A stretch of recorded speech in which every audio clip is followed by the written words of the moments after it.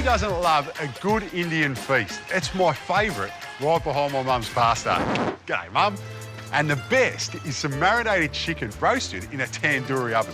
Well, I've called my mate Ed and talked him into cooking it for me. But first, I need to make my own oven. And most of the stuff I need, it's right here. I'll definitely need some of this. Now, this tandoori oven couldn't be any more easy to make. It literally consists of two main items, a fire drum and this terracotta pot. It's going to work a treat. This fire drum is going to be the outer shell for our tandoori oven. And I'm using this grill as a template to mark out on these heat insulating bricks.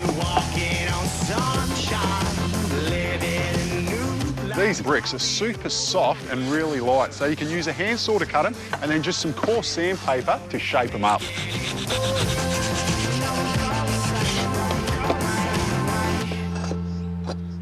Because this drum's deeper than what we need, I'm going to be building it up with these standard bricks by liquid nailing them to the bottom.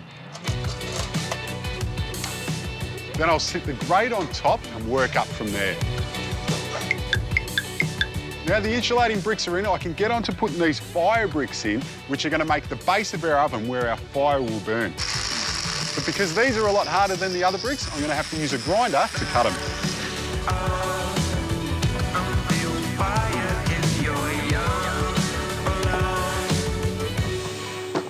For the fourth and final layer, I'm using these thin fire bricks, which I'm going to cut in half, and they'll make the wall of the oven.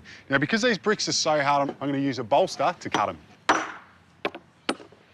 I'm going to use this terracotta pot to make the rest of the wall of the oven. So I need to mark the inside edge, which will be where we lay these bricks to.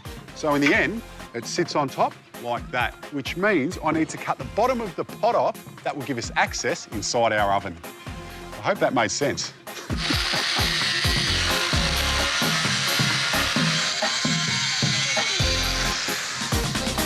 Now, hopefully this fits, not on my head, in the drum.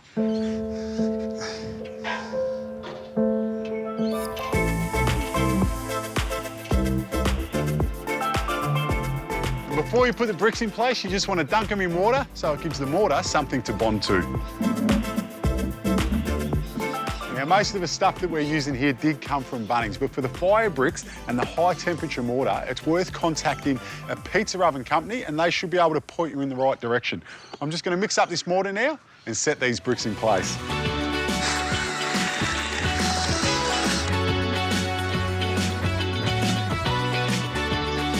And as a support across our opening, I'm putting a fire brick.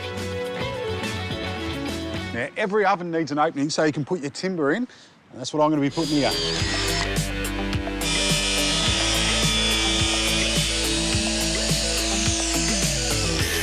Now the mortar's dry, I can put the terracotta pot in. I'm going to be putting it on a bed of mortar. Obviously, I'm not going to use mortar to fill up the rest of it. It would weigh a tonne and it would cost an absolute fortune. Instead, I'm using some vermiculite.